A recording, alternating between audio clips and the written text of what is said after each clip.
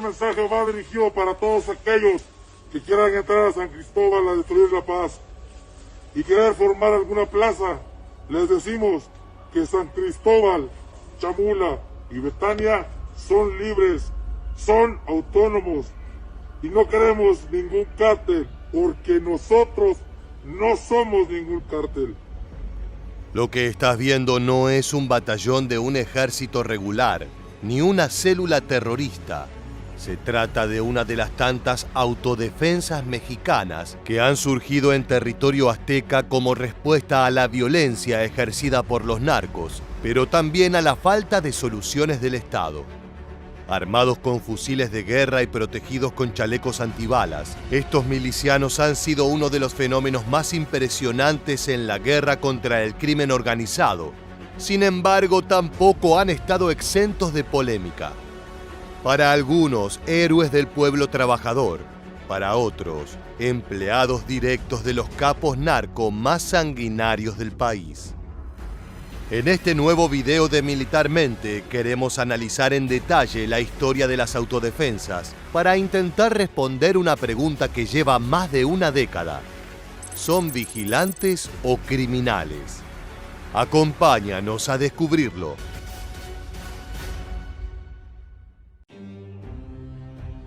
La historia de las autodefensas mexicanas comienza aproximadamente en 2013, cuando en la comunidad de La Ruana, en el pueblo de Felipe Carrillo Puerto, el agricultor y empresario Hipólito Mora Chávez convocó a una reunión con referentes locales, invitándolos a levantarse en armas contra el crimen organizado que azota a la región.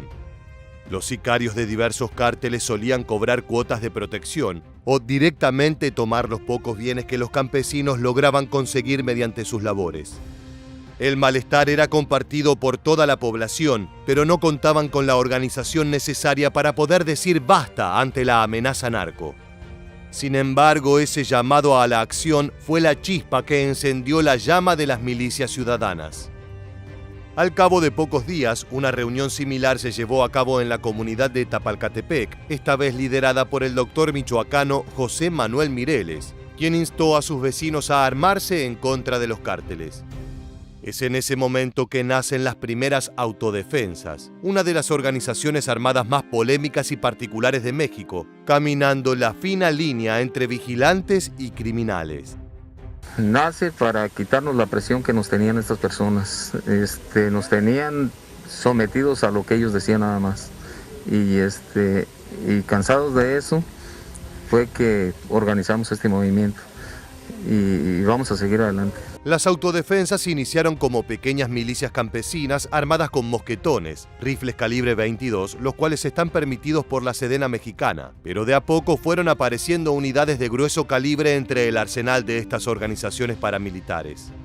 Entre las piezas más destacadas están las carabinas M4, fusiles AKM de producción soviética y subfusiles como el MP5. Incluso se decomisaron fusiles G3, los cuales durante décadas fueron el arma principal del ejército mexicano. Se trata de una plataforma antigua pero poderosa, calibrada para disparar cartuchos 7.62 x 51 mm OTAN con una cadencia de entre 500 y 600 rondas por minuto. Una clave para entender por qué las autodefensas se fueron volviendo cada vez más violentas es analizar el crecimiento de frentes como la familia michoacana y los caballeros templarios, grupos que llevaron la criminalidad hasta límites insospechados. Además del tráfico de drogas que regularmente hacían en el estado de Michoacán, la seña particular que distinguió a los caballeros templarios de sus antecesores de la región fue la constante incursión de violencia desmedida ante sus víctimas, así como el cobro de derecho de piso, principalmente a empresas que lavaban dinero de otros cárteles como el CJNG y los Zetas. Paulatinamente, las autodefensas fueron alcanzando a los sicarios narco en cuanto a poder de fuego y armamento. Pero no solo basta con tener buenas herramientas destructivas, sino que también es necesario una organización fluida para poder operar. La organización de estos grupos se asemeja al de las milicias paramilitares, con algunos líderes y lugartenientes que comandan al grueso de los soldados campesinos. Se les ha visto comunicándose mediante radios telefónicas y también con radios de onda corta.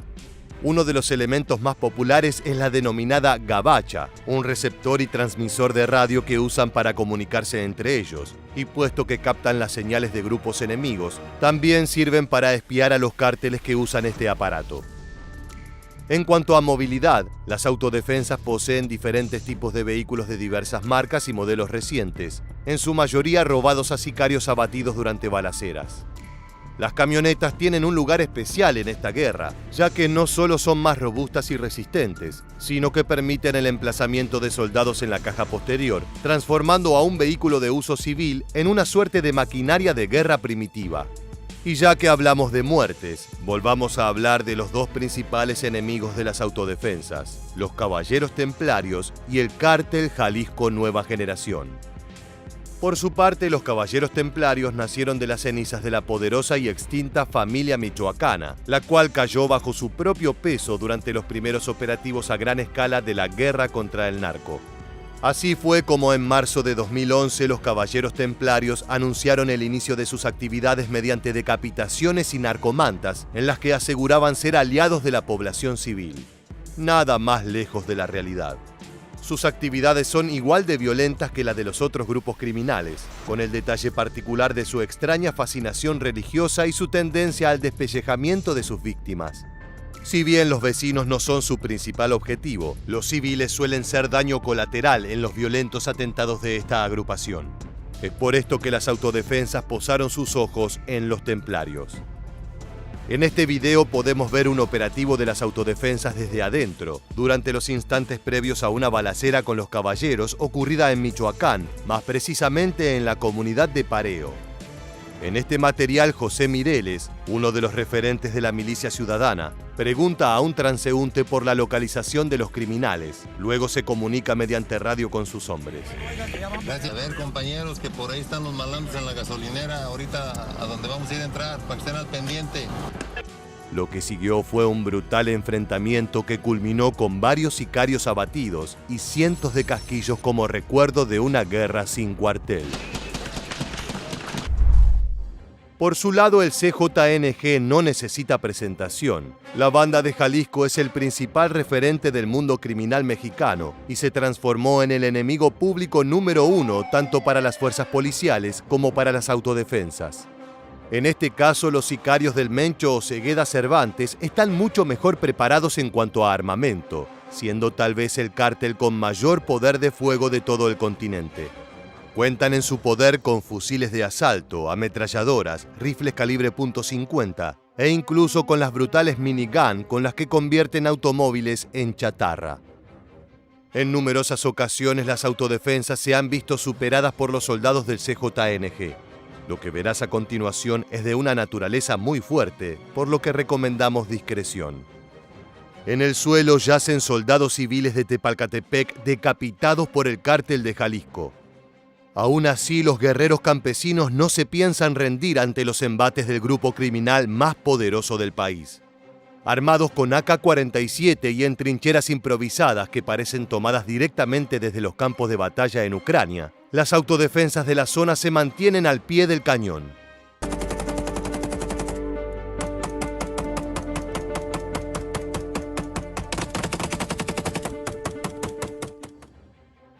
Tal vez en este punto te preguntes cómo un grupo que se encarga de ponerle un fin a la violencia narco podría calificarse de otra forma que no sea heroica, pero la historia nunca es tan sencilla.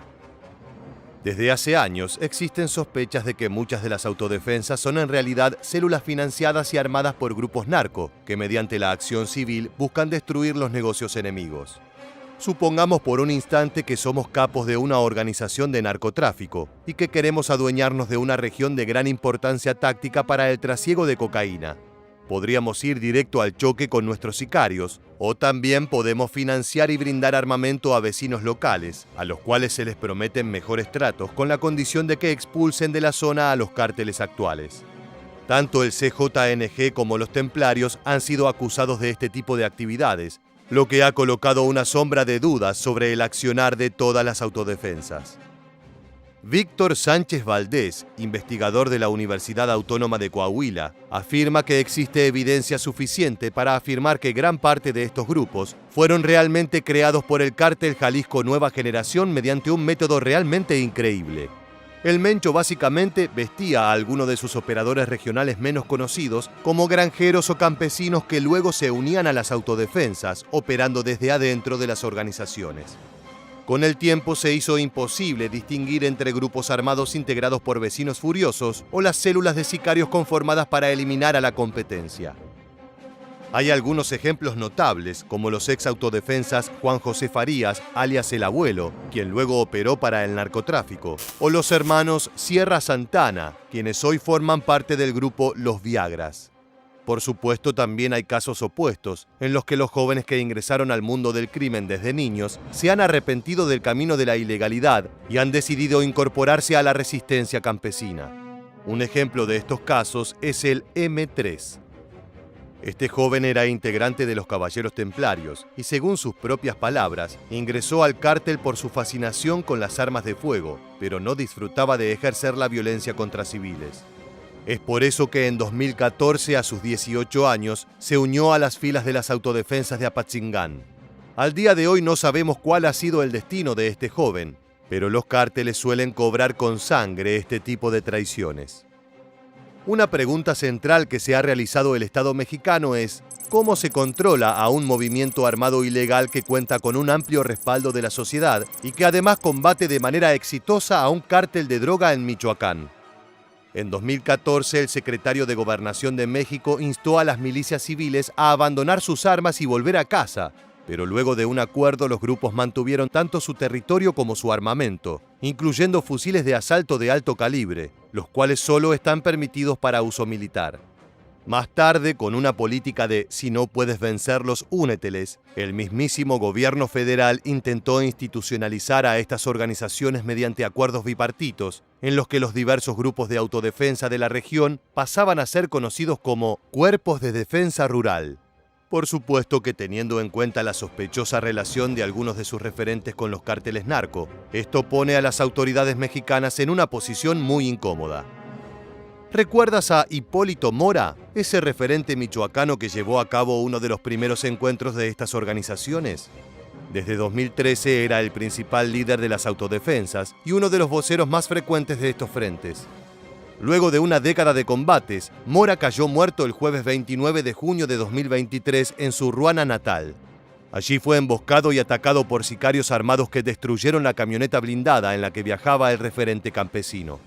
Se trató de un ataque directo en contra del ex líder de autodefensas y los primeros reportes indicaron que al menos 2 de los escoltas de Mora Chávez también fueron asesinados. Periodistas y figuras de la política rápidamente publicaron en sus perfiles palabras de congoja respecto al asesinato. Incluso el expresidente Felipe Calderón se unió al luto mediante una serie de tweets.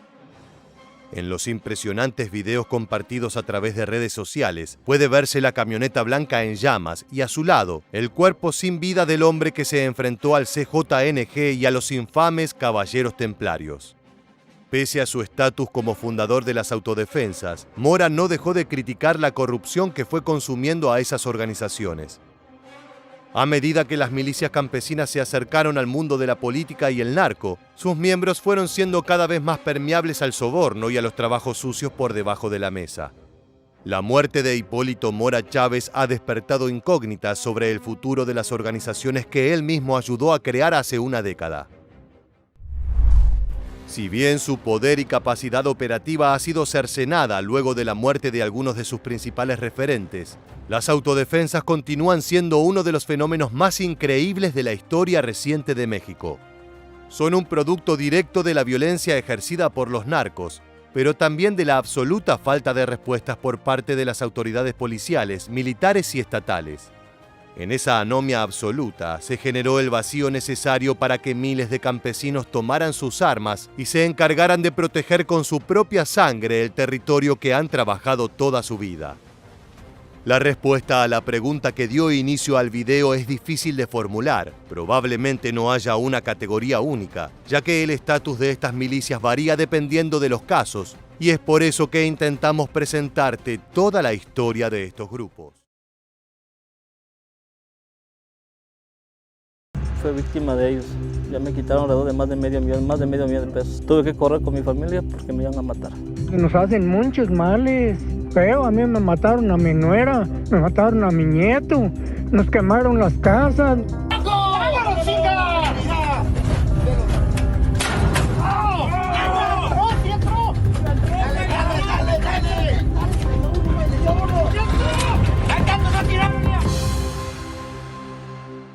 Los duros testimonios que acabamos de escuchar no fueron pronunciados por refugiados de una cruenta guerra o por víctimas de un genocidio.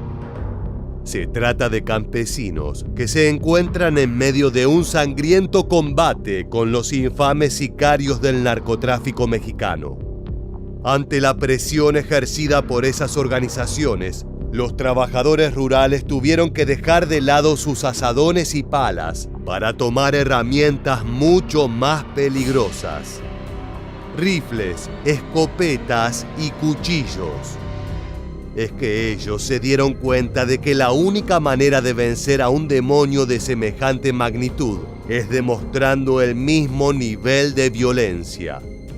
En esta nueva entrega de Militarmente vamos a conocer sus historias y cómo se desarrollan esos enfrentamientos desiguales que han transformado el territorio azteca en un suelo en pugna entre dos fuerzas que se niegan a rendirse. La gente vivió los homicidios a diario, los secuestros, las extorsiones. Entonces, como la gente se hartó y agarró un arma para defenderse. Desde hace décadas, la fuerza dominante de México no es ni el Estado ni la policía, sino los cárteles narco que se han apoderado de la hegemonía de la violencia, a fuerza de masacres y ataques a civiles y uniformados por igual. Este fenómeno ha ido recrudeciendo a medida que las organizaciones delictivas mejoran y amplían su arsenal. Lo que antes eran pistolas, hoy son ametralladoras y fusiles de asalto listos para sembrar el caos. Lo peor es que los criminales no solo generan suculentas ganancias a partir de la venta de sustancias ilegales, sino que también incluyen en su lista de actividades la extorsión a campesinos y trabajadores de las zonas rurales del país. La amenaza es sencilla. Si quieren seguir vendiendo sus productos o labrando su tierra, deben pagar una cuota. De lo contrario, serán visitados por los asesinos de la organización, y te aseguramos que abrirles la puerta a esos animales despiadados es lo último que quieres. Sin ningún tipo de reparo por las consecuencias que esas multas arbitrarias tienen en la economía de los sectores humildes, los cárteles han presionado cada vez más a los civiles, demandando sumas altísimas que en muchas ocasiones son imposibles de abonar. Cuando las víctimas informan que no cuentan con el dinero suficiente, los frentes delictivos ofrecen como opción de pago la expropiación de los terrenos, los cuales deben pasar a manos de los capos para transformarlos en guaridas para sus asesinos. Por ejemplo, en la Sierra Madre de Chiapas, los locales se han visto extorsionados por un brazo armado del cártel Jalisco Nueva Generación, el frente fundado por Nemesio Oseguera Cervantes, alias El Mencho, uno de los capos más buscados y peligrosos de todo el territorio azteca. La célula de Chiapas es conocida como El Maíz y, pese a su simpático nombre, se transformó en una auténtica pesadilla. Es por eso que los habitantes de Chiapas han tenido que adoptar medidas extremas para evitar la pérdida de todo lo que consiguieron con una vida de trabajo. Establecimos aquí unas trincheras para defendernos de los malos del maíz. Nos decidimos a ponernos así por el miedo a que entren esa gente, porque esos son extorsionadores y vienen agarrando a la fuerza a todo que se atraviese. Como indica este agricultor oriundo de la Sierra Madre de Chiapas, los narcotraficantes han asfixiado de a poco al pueblo, demandando pagos cada vez mayores para permitirles continuar con sus labores. En esa zona, las actividades defensivas comenzaron con el establecimiento de guardias rotativas para que los campesinos estuvieran al tanto de la llegada de extraños a la zona. Con el tiempo fue necesario que esas jornadas de vigilancia se transformasen en turnos de guardia, dotando a los voluntarios de la fuerza con armas de fuego para matar a los intrusos. Si bien estos operadores distaban de tener el poder ofensivo de sus enemigos, los frentes campesinos de Chiapas contaban con rifles, fusiles, pistolas e incluso hachas para defenderse de las constantes amenazas. Los sicarios de El Maíz notaron esto y decidieron adoptar medidas más agresivas para dejar en claro que ellos eran la nueva autoridad en la región. Asesinaron a clanes enteros e incendiaron hogares con sus habitantes aún dentro. Se reportaron casos terribles en los que ejércitos criminales tocaron a la puerta de personas inocentes y sin mediar palabra, los acribillaron con fuego automático, salpicando las paredes de las viviendas familiares con sangre. Niños con sus padres, ancianos indefensos, personas enfermas. Nadie quedaba por fuera de ese castigo inhumano. Fue así que esa tierra tranquila que sirve de hogar para miles de familias humildes y trabajadoras fue transformada en una zona de guerra donde el canto de gallos y el sonido del labrado fueron reemplazados por estruendo de balas. ¿Qué está pasando ahorita? La gente mala está viniendo aquí a atacarnos. Quieren venir a entrar aquí al pueblo y nos están atacando con sus armas. Imagina estar descansando en tu casa cuando de repente el estruendo de las tropas narco te despierta con el rugido de decenas de rifles disparando en simultáneo. Es una sinfonía de pesadilla que desgraciadamente se volvió cotidiana para los vecinos de Chiapas. En este punto puede que te estés preguntando qué rol ocupan las fuerzas de seguridad en este caos y por qué permiten que grupos delictivos conviertan la vida de civiles en una tortura. El problema es que las armas semiautomáticas de los sicarios son una amenaza muy grande, incluso para las fuerzas de seguridad, las cuales se ven incapaces de contrarrestar el avance de los grupos delictivos. Los policías y soldados temen enfrentar a esos grupos, ya que por lo general ellos son quienes salen perdiendo, regando con su sangre el territorio azteca. El Frente Narco incluso cuenta con camionetas reforzadas con placas de acero blindado, lo que las transforma en auténticos tanques urbanos. En el siguiente video, un vecino logró capturar el momento en que uniformados se enfrentaban a uno de esos carros monstruosos.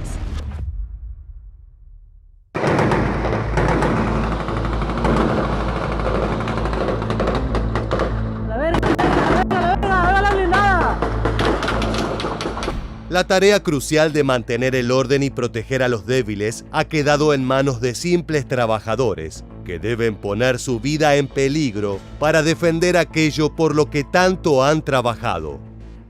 Pero demostrar valentía no es gratuito. El precio a pagar puede ser gigantesco y muy doloroso. Si bien la reputación infame de los asesinos del cártel Jalisco Nueva Generación los precede, estos soldados del crimen organizado se tomaron el morboso trabajo de dejar en claro las consecuencias de no aceptar sus condiciones. Es por eso que se registraron cruentas torturas, expropiaciones y fusilamientos a los habitantes de la región. Con frecuencia las rutas y calles de Chiapas han amanecido decoradas con morbosos souvenirs. Cabezas, torsos y otras partes humanas mutiladas a las víctimas de la violencia criminal. La sangre seca regada sobre el pavimento es señal de que los perpetradores de esos actos se manejaron con absoluta impunidad. Los sicarios no conocen la palabra misericordia. Ninguna súplica por piedad es escuchada. No importa si deben acribillar a niños o ancianos, hombres o mujeres. Todos son susceptibles a caer en las garras de esas bestias sin corazón que solo entienden de dinero y ganancias materiales. Ante esa brutalidad, la única respuesta que encontraron los civiles fue convertirse en combatientes urbanos utilizando sus herramientas de trabajo como armas de guerra. Un día yo pasé con mi camioneta cargada de abarrote porque a eso me dedico. Tengo mi changarrito. Nada más por pasar la camioneta me estaban cobrando 1,500 pesos. Entonces ellos vienen abarcando hacia la sierra, pero nosotros nos paramos de valor con machete, con nuestra motosierra, tapando las carreteras. Como indica Jerónimo, los campesinos de Chiapas y otras regiones de México entraron en acción ya sea enfrentando de forma directa a sus rivales, como también mediante estrategias colaterales como el cierre de rutas. De esa manera, los civiles lograron controlar parcialmente el flujo de vehículos en sus comunidades, evitando así el ingreso de asesinos a bordo de camionetas blindadas. Claro, estas acciones despertaron la polémica entre numerosos sectores de la política que califican a estos grupos de resistencia campesina como potenciales agentes de disturbio social. Ante esas acusaciones, los trabajadores rurales responden que se han quedado sin alternativas y que solo el levantamiento armado puede evitar su completa destrucción en manos de las organizaciones narco como el Cártel Jalisco Nueva Generación. A continuación escucharemos a Juan, uno de los tantos referentes que tiene la Sierra Madre de Chiapas en materia de resistencia y lucha. ¿Por qué estamos haciendo esto? Porque también yo me dedico a la hortaliza, siembra de hortaliza. ¿Cuál es nuestro pueblo que bajamos a vender? Es Comalapa. Pero ya ni en Comalapa podemos bajar. Cuando baja uno a vender 1 metro de donde ponías tus costales de venta, ahí te cobraban 200 o 250. Nosotros nomás sobrevivimos con lo que estamos vendiendo. Su testimonio es claro. La vida bajo el yugo criminal es imposible. No hay margen de ganancias suficientes para asegurar la subsistencia de los campesinos. Pero los sicarios no escuchan argumentos ni excusas, solo quieren recibir el pago mensual. Para llevar a cabo una resistencia contundente, los civiles han tenido que organizarse como auténticas milicias urbanas, con divisiones en equipos operativos, medios de comunicación y jornadas de entrenamiento para que todos los integrantes de las guerrillas campesinas sepan utilizar armas de fuego. Parte de su trabajo consiste en patrullar las calles de sus comunidades para advertir el ingreso de vehículos sospechosos o posibles actividades delictivas llevadas a cabo por parte del Frente Narco. Es por eso que se mantienen en comunicación constante, como si se tratara de un ejército regular tratando de pacificar una zona capturada al enemigo. Por favor, repórtense todas barricadas para saber que están bien, repórtense por favor. Reportándose aquí las charandas, todo bien. De sanidad, todo bien, todo pendiente, viendo el pendiente aquí, barricada de sanidad. Aquí Chupadero, todo tranquilo. Por supuesto, Chiapas no es la única zona afectada por esta calamidad. En el estado de Guerrero, ubicado en el sur del país, pobladores de unos 15 municipios decidieron formar una fuerza paramilitar para enfrentar a los cárteles de la droga. En noviembre de 2016 se hartaron de la violencia y ante la falta de respuestas por parte del gobierno, decidieron tomar el control de la situación. Durante meses, brigadas de hombres armados con escopetas de caza vigilaron la seguridad en carreteras, caminos y calles, tratando de impedir la llegada de sicarios. Todos los días se reportaron tiroteos y muertes relacionadas a esta guerra entre el pueblo y los empresarios de la droga. Según los campesinos de Guerrero, el Estado los dejó solos y es por eso que tuvieron que formar un frente de resistencia denominado Pueblos Unidos, una suerte de entidad paramilitar conformada por voluntarios sin experiencia previa, pero con muchas ganas de poner un freno definitivo a la delincuencia organizada. Si bien han recibido críticas por sus formas violentas y por tomar la justicia en sus propias manos, la enorme mayoría de sus miembros aseguran que ellos preferirían estar en sus casas trabajando la tierra y no en las calles agazapados esperando que el enemigo aparezca para luchar con él hasta la muerte. Y en la vida lo único que sabemos manejar es el machete y el asadón. Últimamente se ha visto la necesidad de adquirir algunas armas aún con el miedo de no saberlo hacer correctamente. Al momento de conformar esa fuerza, tenían bien en claro que estaban poniendo su vida en riesgo. De ser atrapados por los sicarios, estos no les brindarían una muerte rápida e indolora, más bien todo lo contrario. Torturas, vejaciones y toda clase de infamias precederían al balazo final. Los integrantes de Pueblos Unidos tienen esto en claro, pero también saben que hay cuestiones por las que vale la pena entregar la vida, y una de ellas es el hogar y la libertad para trabajar y alimentar a sus familias. Por supuesto que lo vale. Nuestras familias es lo más importante y si tenemos que sacrificar eso y mucho más por nuestra familia, lo vamos a hacer. Hasta la vida, señor. Si es necesario, hasta la vida. Otra de las regiones más afectadas por este fenómeno es Michoacán, una zona caracterizada por su gran producción de aguacates y fresas, pero también por la presencia de oscuros frentes criminales como la familia michoacana y los caballeros templarios.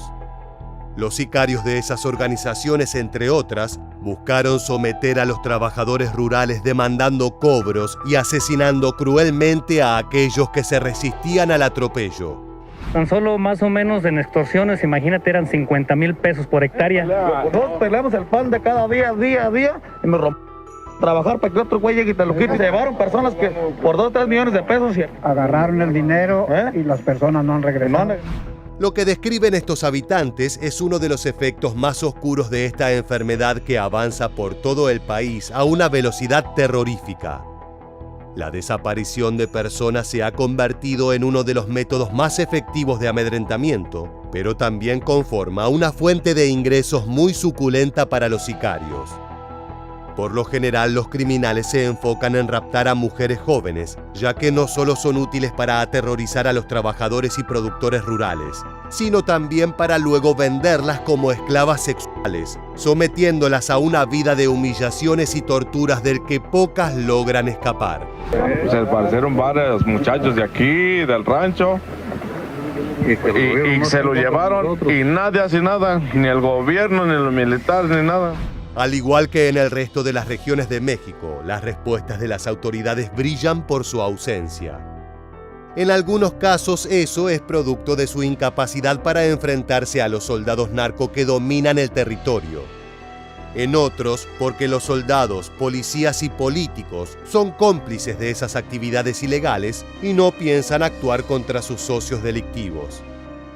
Es por esto que las comunidades campesinas han perdido todo tipo de respeto y confianza en las autoridades a la hora de actuar.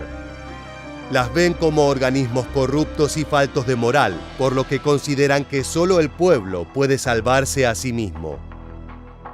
Los choques con las fuerzas delictivas suelen ser brutales, ya que los vecinos no cuentan ni con la preparación ni con el arsenal necesario para presentar una batalla de igual a igual.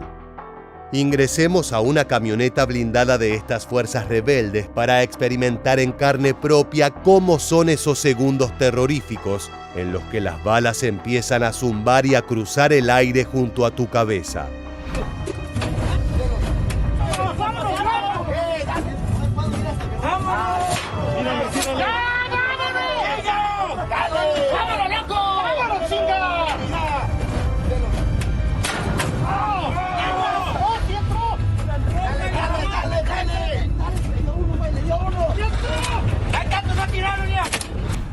Dentro del estado de Michoacán, el municipio de Coahuayana se posiciona como uno de los más afectados por la presencia criminal. Los registros de enfrentamientos armados, secuestros extorsivos y muerte llegaron a picos históricos entre 2012 y 2016. Los locales vivían en un constante estado de miedo provocado por las dolorosas experiencias vividas con el crimen organizado. En la calle apuraban el paso si se cruzaban con un grupo de hombres sospechosos. Desde sus casas miraban por la ventana cuando escuchaban pasar un vehículo en horas sospechosas. Temían que se tratara de una camioneta blindada narco que había llegado allí para causar muerte y caos. Como te indicamos, esos temores no eran infundados, sino que estaban ligados a crímenes concretos que fueron perpetrados en esa comunidad. En el pasado, los grupos sicariales se paseaban por las calles sin temor a ser detenidos. Portaban sus armas de fuego como señal de autoridad y no les temblaba el pulso para asesinar personas inocentes a plena luz del día.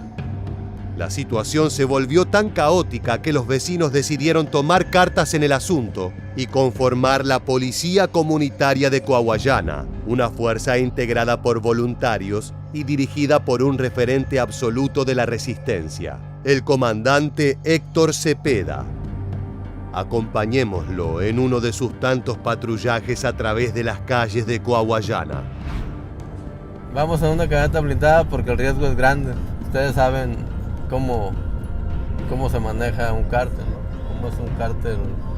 El cártel de Jalisco pues es un cártel que tiene armas muy poderosas. Ya son peor que terroristas, ¿no? O sea, ya con explosivos y gases venenosos, pues ya eso ya es otro nivel. La principal amenaza que experimenta esa región es la presencia de células afines al antes mencionado Cártel Jalisco Nueva Generación, el cual ha logrado plantar bandera en prácticamente todos los estados de México.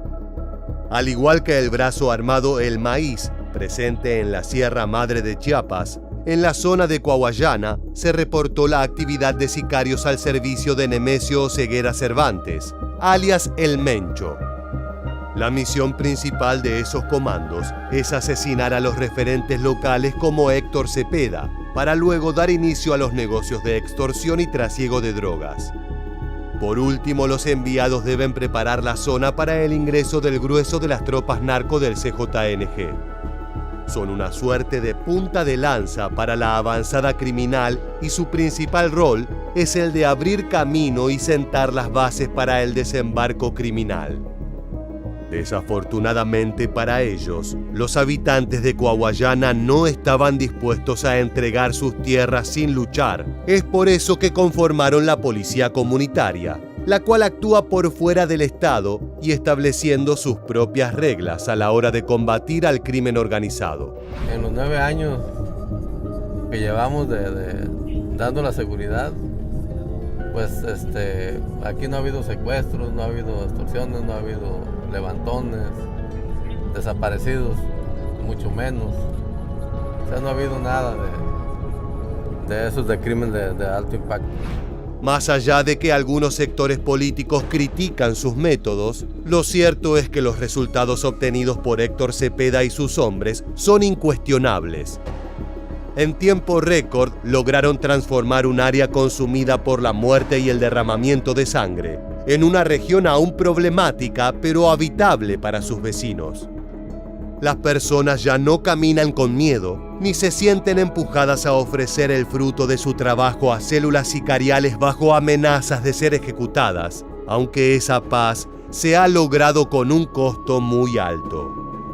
Los enfrentamientos entre los campesinos y los sicarios han sido realmente cruentos, con decenas de fallecimientos en ambos bandos.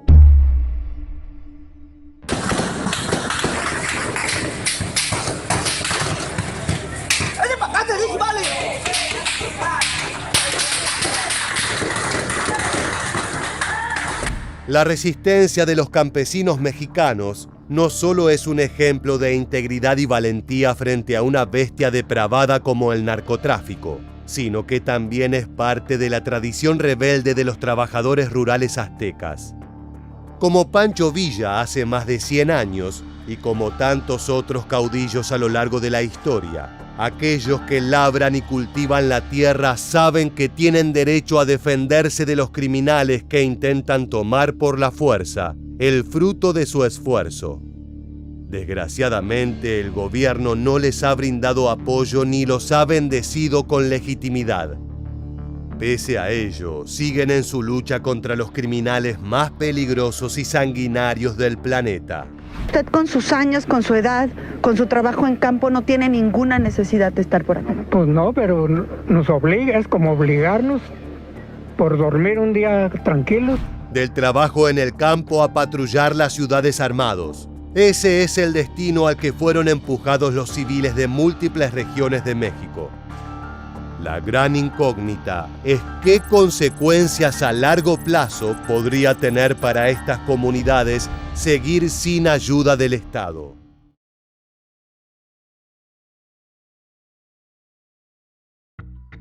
Las decapitaciones, los cadáveres en fosas clandestinas y la desaparición de personas se han vuelto trágicamente cotidianas para los mexicanos.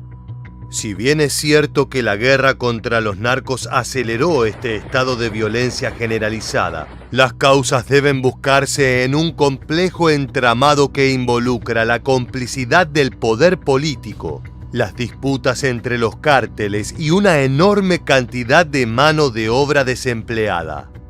Aquí no hay seguridad, no hay paz, no hay tranquilidad. Solo hay miedo, llantos y temores, extorsiones e intimidaciones. Ya ni hablar de la corrupción. En este contexto surgen grupos de civiles armados que se hacen llamar autodefensas. Básicamente se trata de ciudadanos que han tomado las armas y se enfrentan contra los narcos que quieren someterlos a su reinado de criminalidad. En su contienda también confrontan con el gobierno, a quien considera tan responsable de la situación como a los cárteles. En este video vamos a explorar esta problemática y recordar los enfrentamientos más impactantes. Bienvenidos una vez más a Militarmente. ¡Comencemos! Hace una década surgieron algunos grupos armados civiles que conmocionaron a México. Michoacán, donde no hay paz sino una tensa calma, fue donde se originaron estos grupos. Luego se replicaron a lo largo del país, como el grupo Machete en Chiapas.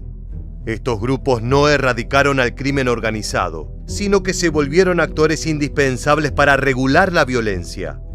Se trata de un balance que no le da tranquilidad a los lugareños, que siguen inmersos en una situación desesperante.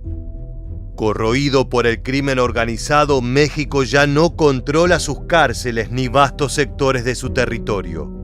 Los narcos ya no se conforman con abastecer el mercado estadounidense de cocaína, anfetaminas y marihuana, sino que buscan corromper a las poblaciones locales para proteger su negocio y masacrarse entre distintas facciones. Esto genera una reacción violenta de los locales, comprensible pero peligrosa.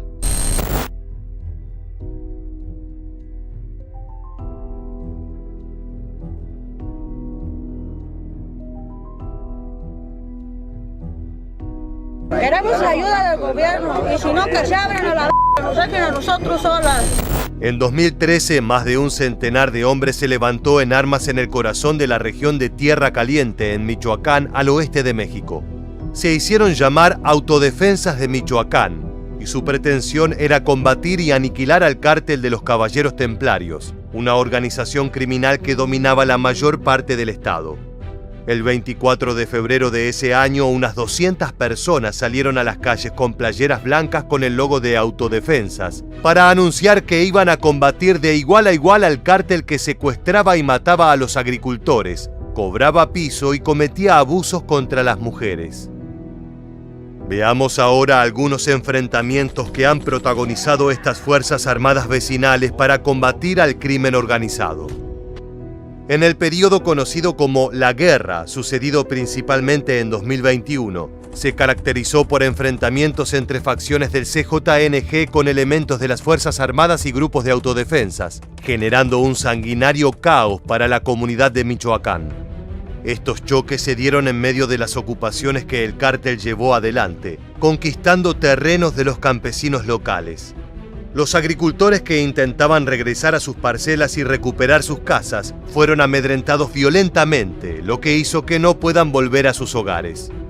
Estamos hablando de ataques con explosivos lanzados desde drones y minas terrestres colocadas en los predios invadidos por los delincuentes, tal como se ve en el siguiente archivo.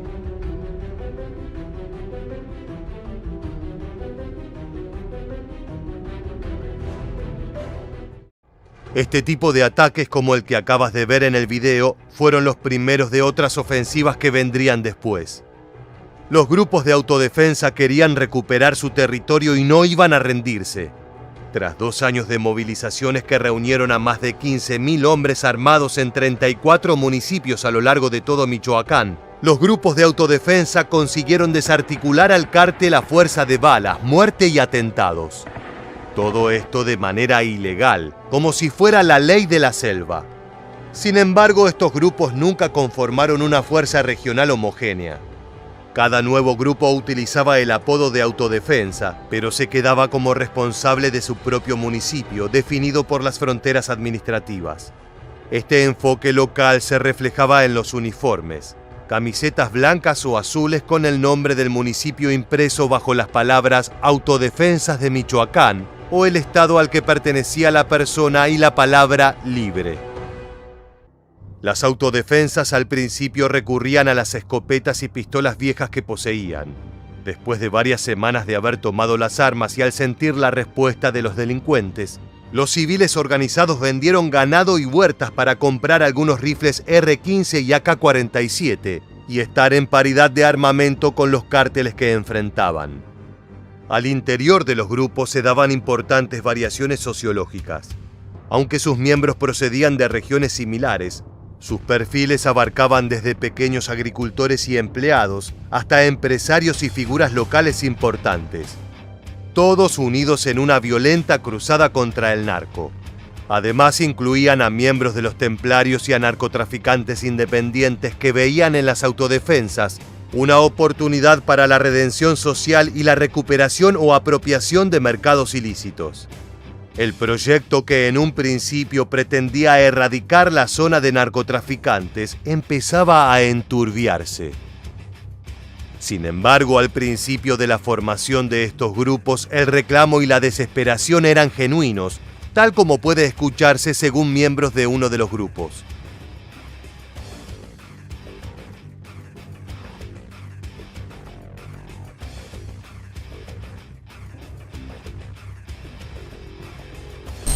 Estamos hartos de la delincuencia, del secuestro, de los levantones, de las violaciones a nuestras familias.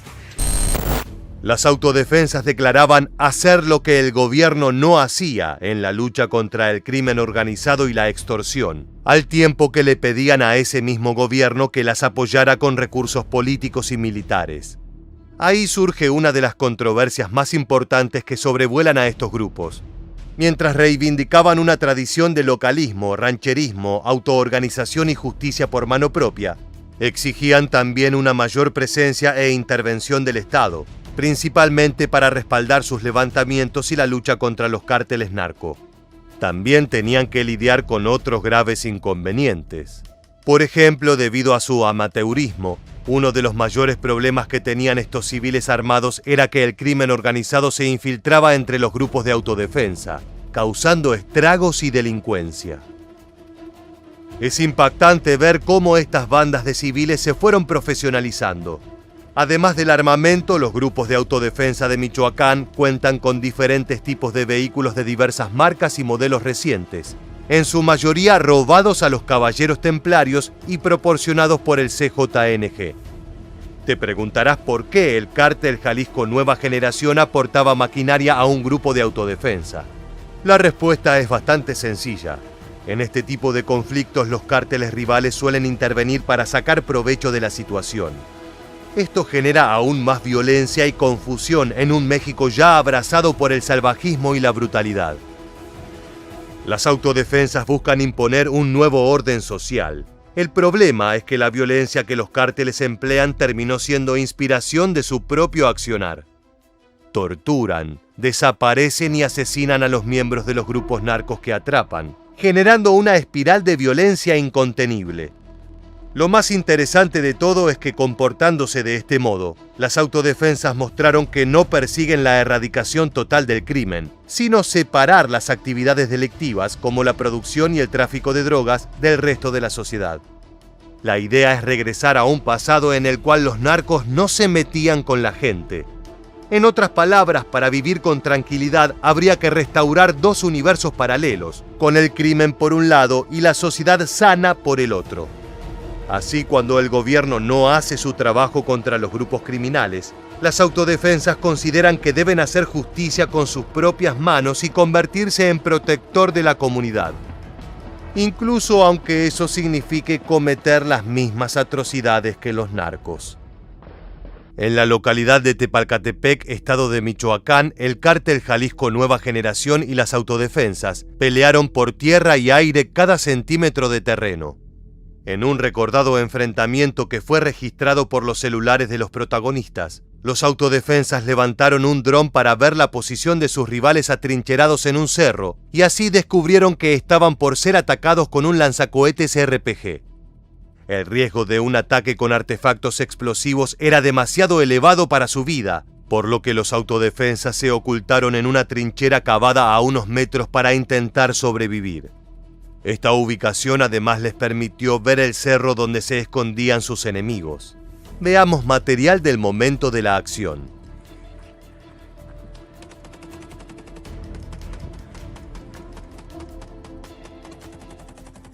En otra contienda entre el CJNG y los autodefensas, en la misma localidad, 3 personas resultaron heridas. Una pertenecía a la agrupación de civiles armados y las otras 2 eran elementos de la Guardia Nacional que habían llegado al lugar a modo de refuerzos, ya que las autodefensas habían pedido que por favor envíen ayuda. Además, luego del enfrentamiento se reportaron 5 personas desaparecidas, pertenecientes a la banda de los civiles armados. En este conflicto sucedió una maniobra estremecedora de terror psicológico que el CJNG sabe manejar también. El cártel empezó a llamar desde los teléfonos de estos 5 individuos a los familiares para informarles que ya los habían decapitado, cuando al momento del llamado ninguna muerte había sido confirmada. Aquí vemos un testimonio de lo sucedido. Tenemos 2 militares heridos, un civil herido, 5 civiles desaparecidos. Se presume que las familias de los desaparecidos dicen que les marcaron cuando los estaban decapitando. Lamentablemente, tiempo después se confirmó que las víctimas efectivamente habían sido ejecutadas por los despiadados sicarios del cártel. Ese mismo año se dio otro evento traumático para los habitantes de Tepalcatepec. Los restos de un vehículo calcinado, balaceras intensas y casquillos regados sobre el pavimento fueron imágenes que circularon a través de las redes sociales como resultado de uno de los enfrentamientos más violentos protagonizado por las autodefensas locales y miembros del CJNG. Todo ocurrió por la noche hasta la madrugada del jueves 29 de julio de 2021. Ambas facciones iban equipadas con camiones especialmente conocidos como monstruos y armados con fusiles Barrett calibre .50 y rifles AK-47 y AR-15, además de drones explosivos. Se supo que el hecho ocurrió en el camino al basurero municipal, donde los integrantes del grupo criminal fueron frenados por varios autodefensas de la zona a lo largo del correr de las horas. En el video a continuación vemos como un presunto autodefensa se burla de la derrota del grupo de élite del CJNG. Aquí está la grupo Elite, ¿por qué me dejaron tantas balas? Perros, me dejaron de casquillos de cuerno, mira. Me dejaron de tiros, mira nomás de tiros. Como juntando maíz. Así se ve otra prueba más de que los autodefensas utilizan métodos similares a los de los cárteles narcos para amedrentar al enemigo. Por otra parte, en varios videos difundidos en las redes, se registró otro enfrentamiento armado entre las autodefensas contra integrantes del CJNG en su intento por ingresar a territorio de Tancítaro, en Michoacán. De acuerdo con información oficial, el tiroteo duró varias horas, en las que los civiles armados habrían detenido parcialmente el avance del grupo narco. En los videos se muestran balaceras con armas de alto poder desde vehículos, mientras los civiles locales buscan resguardo de la lluvia de balas mortales.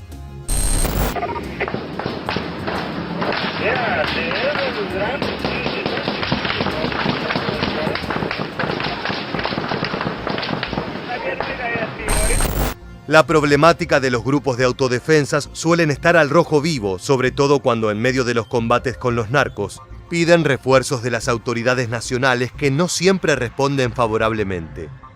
La mayoría de las veces la postura oficial es que los grupos no tienen autoridad para hacer justicia por mano propia, por lo que el gobierno no puede mandarles apoyo con elementos militares ni armamento para defenderse. Eso provoca violentas reacciones de los civiles armados que, por ejemplo, el 16 de noviembre de 2013 tomaron la presidencia del municipio de Tancítaro a modo de protesta, tal como se ve en el informe de este noticiero. Los grupos de autodefensa irrumpieron a las 9 de la mañana del sábado en la cabecera municipal de Tancítaro a bordo de camionetas con leyendas contra los llamados o autollamados caballeros templarios. Armados con carabinas y con armas de alto poder, las llamadas autodefensas tomaron la plaza principal y luego la presidencia. Este tipo de acciones violentas por parte de quienes pretenden proteger sus poblados suele terminar muy desfavorablemente, ya que surgen situaciones de enfrentamientos incluso entre facciones distintas de autodefensas. Por ejemplo, un hecho ocurrido en diciembre de 2014 enfrentó a los líderes de dos bandos de un mismo grupo de civiles armados en la comunidad de La Ruana, dando como resultado 11 víctimas fatales.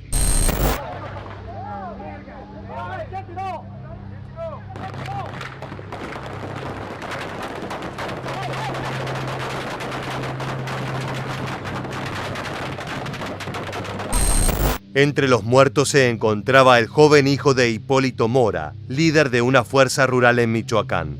Este hombre, fundador de una de las facciones más potentes de autodefensas del Estado, ya había protagonizado otros hechos de extrema violencia, ya que desde 2014 su organización enfrentaba incluso a las propias fuerzas de seguridad.